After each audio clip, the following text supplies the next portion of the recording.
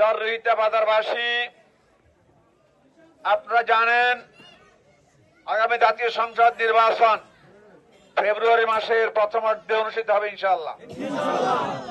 এই নির্বাচনে জামাত ইসলামী পক্ষ থেকে আমরা নির্বাচনে অংশগ্রহণ করব।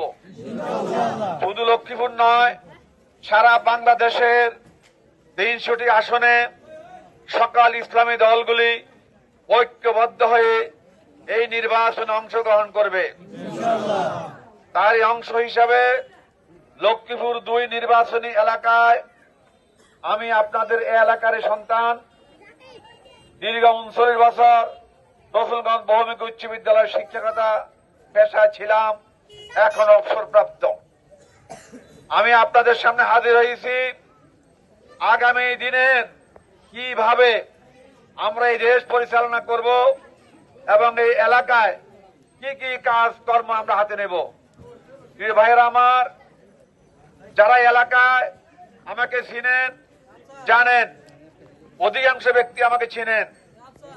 ছোটকাল থেকে সত্য এবং আদর্শিক লালন করে বড় হয়েছি। আমার জীবনের কোন দুর্নীতির রেশ মাত্র আমাকে স্পর্শ করেনি।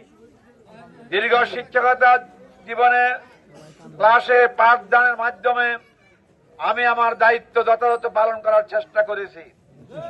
আমি আমার সর্বোচ্চ দিয়ে আপনাদের সন্তানদেরকে গড়ে তোলার চেষ্টা করেছি।